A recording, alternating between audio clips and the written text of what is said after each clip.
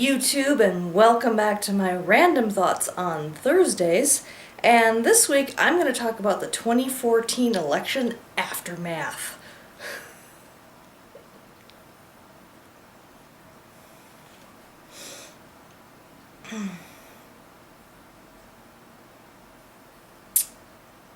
So, for any of you who happen to be in the United States, you are well aware of the fact that we just had a major midterm election on Tuesday, and you probably are also aware that the Republicans kind of swept Congress. So they now control the House of Representatives and the Senate. And the reaction to that has been, in my opinion, rather interesting. I think it's a sign to me of, I think I've talked about this in recent videos as well, it's like how people are, my last video actually, like how people are like overly sensitive about stuff these days, you know, to the point where we've got now a common term called a trigger warning, where, you know, you have to trigger warn people that, hey, I'm going to say something right now that might upset you. And apparently, you know, all of these people that need trigger warnings were not aware of the fact that there was an election going on and that the side that they didn't like might actually win if they didn't go out and vote. And guess what? It happened. Now, as many of you who know me should know, I am a libertarian. I do not vote Republican or Democrat. Well, it depends. I mean, I'm not a card-carrying libertarian. I am an independent voter, so I don't vote in the primaries. I only vote in the major elections, mainly because if you're not a registered Republican, Democrat, whatever, you generally are not allowed to vote in the primaries unless you know, actually sign up and affiliate yourself with a party for that particular primary, which is too much of a hassle in my opinion. But I generally am a libertarian for the most part. I mean, there's certain things even the Libertarian Party is into that they push a little too hard on some things that I'm not necessarily happy about, but I won't go into that right now. But bottom line, I'm fiscally conservative, which means I'm for lower taxes. I'm for, you know, capitalism, small business. I'm pro all of that kind of thing. But I'm liberal when it comes to things like gay marriage, women's rights, reproductive rights, that kind of thing. So, you know, if I vote Democrat, I vote against all the fiscal conservative stuff that I'm for. And if I vote Republican, you know, I vote against all of the social liberal stuff I'm for. And so, and libertarians, for the most part, tend to support fiscal conservatism, small government, etc., while still being socially liberal and being pro-gay rights and women's reproductive rights, etc. So, with all that being said, you know, I voted libertarian. That's how I vote. Whether, you know, some people say, oh, you're throwing away your vote, blah, blah, blah. You know, I vote with my conscience, and I vote for the candidate I think will best fit the office. Whether they have a chance of winning or not, that's, you know, it really doesn't matter, because even if I voted Democrat or Republican, there's a chance that the person I'm voting for isn't going to win either. You know, you get a sense of it before the election happens, but at the same time, you never know. I mean, the governor's race in Colorado, for example, that was like super tight race. At the time I went to bed last night, about 2 a.m., I'm a night owl, so I'm always up late. At about 2 a.m., they were about 1,000 votes apart. They were that close. And for a long time, Bob Beaupre was in the lead for the Colorado governor, and now it looks like Hickenlooper actually did win. He ended up being ahead. The last time I looked, he was ahead at 25,000-ish, something like that, votes, and with about 97% precincts reporting, whatever. So it looks like the Democrat actually won, where a lot of people last night on my Facebook feed were like, no, Colorado, no, you know, how could you do this to me? This makes me sick, I'm disgusted. How could how could our state betray us like this? I don't see it as a betrayal. Then again, I'm kind of in the middle. I'm not a staunch far-left Democrat any more than I'm a staunch far-right Republican, and I've been accused of being both by either party. People who are Republicans see me as a crazy lefty. People who are Democrat think I'm a far-right-wing nut job.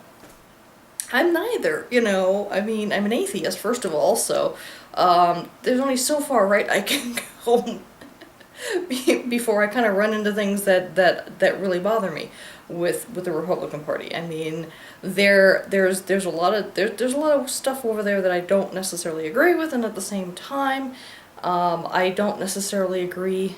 And the way I'm pointing, hopefully, this is for me my left, but hopefully it's your right and vice versa. So hopefully that makes sense.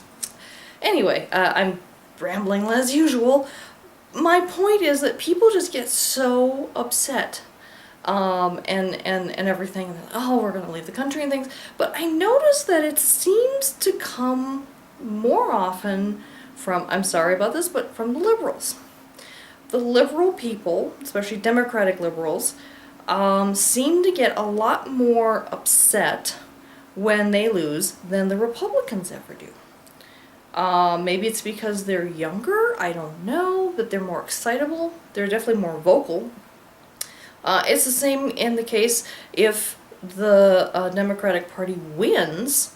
The folks on the left, the liberals, tend to be like, ha ha, suck it, in your face, we won, you know, and they're just kind of like, they're in my opinion, liberals seem to be both sore losers as well as sore winners. You know, they're not gracious. At least, okay, let me preface this by saying, at least within the confines of my experience, of the social media feeds that I see, people that I know, and if you're somebody I know and you're watching my video, I apologize, but if you're far left and you had some kind of an extreme reaction over this election, stop being such a sore loser. Seriously. You don't see the Republicans doing that when they lose. I don't see anyone, just because Bob Beaupre, I mean, it was such a close election. You know that there's almost half of the state of Colorado that supported Bob Beaupre. He ultimately didn't win by a very small margin, but he ultimately didn't win. But you don't see the Republicans go, oh, I'm Hickenlooper won, I'm so disgusted by this. Oh, yuck, I'm gonna move up to Wyoming or California or wherever. It's like you don't see Republicans having that kind of silly reaction. I mean, do you realize how silly it makes you look? It's like, okay, we went out, we voted.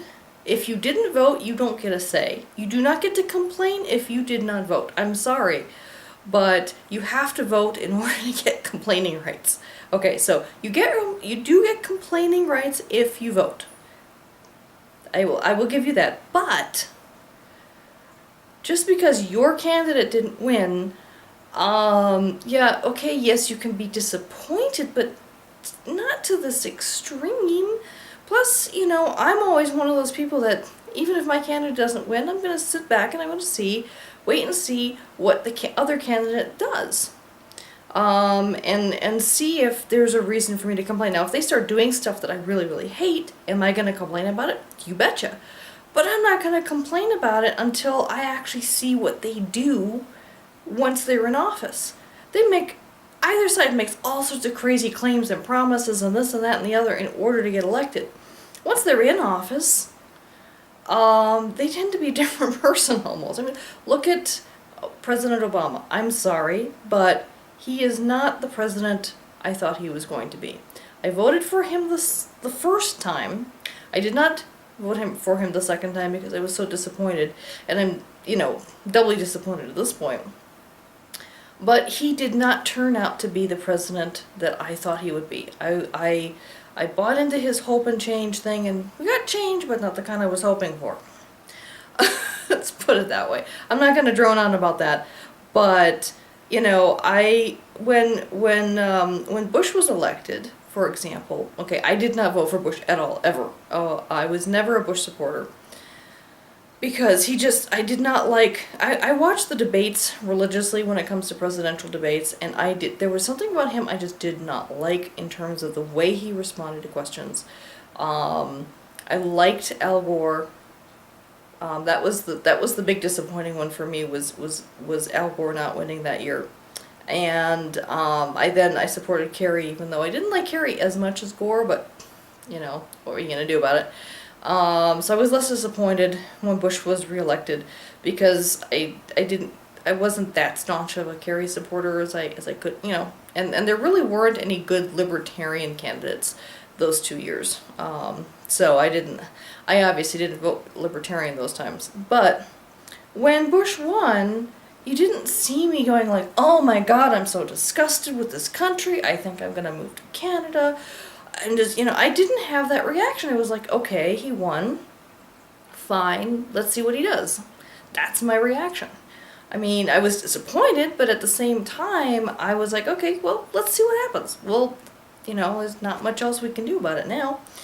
And, you know, Bush turned out to be exactly what I was fearing he'd be, and it, you know, is what it is. And actually he ended up being worse, because, you know, as a Republican, I was hoping that he'd at least be fiscally more conservative, but he ended up being just as bad as a Democrat in terms of big spending and all this stuff. I mean, yeah, he had tax cuts, which was, you know, the one good thing, but he spent and spent and spent, you know, and Obama's obviously, you know, continued that trend, unfortunately. To the point where this country, I don't know how this country could sustain any more debt, and it just boggles my mind how this is even possible at this point. This country is eventually going to collapse if we don't fix this. Just saying. But, you know, bottom line, I guess my point is, you know, could you temper your reactions a little bit? You know, to have a kindergarten recess playground tantrum, you know, the fact that the person you wanted to win didn't win, and having this like, oh, I'm just disgusted attitude. I mean, how are we ever going to come together as a country if people are going to be that extreme in their reactions? The last time I was that extreme in my reaction to a presidential or any kind of election at all was Jimmy Carter. And I must have been 5 or 6 years old, give or take. I'm not going to do the math, I don't remember exactly what year it was, but I remember when Jimmy Carter was inaugurated. So as a child, I kind of missed the whole election piece of it, but we all got up and watched the inauguration, and I remember I really liked Ford as a kid. I don't know what it was about him, but he just seemed safe and nice, and I just liked him. And when I realized that the scary man with the big teeth won the presidential election, I had my one and only ever tantrum. I don't remember ever having a tantrum before or after, but I remember being on the living room floor, literally, you know, arms and legs flailing, saying, no, no, no, I don't want him, bring Ford back. I mean, that was my reaction. Okay, I was 5 years old. The fact that so many other adults right now are having a 5-year-old tantrum over this election, it just boggles my mind. And it's like, calm the fuck down. Yes, I just used the F word. And just, you know, take this into perspective. Okay, one thing to remember, when was the last time our country actually felt like it was working properly? Bill Clinton. During Bill Clinton's era, what happened? We had a Democratic president and a Republican Congress, House and Senate. And things just worked. Okay, we had our checks and balances, we had our balance between the liberal president and the conservative Congress. It worked really, really well. Say what you will about Reagan, but the Reagan era wasn't even that bad. I mean, he actually pulled us out of recession.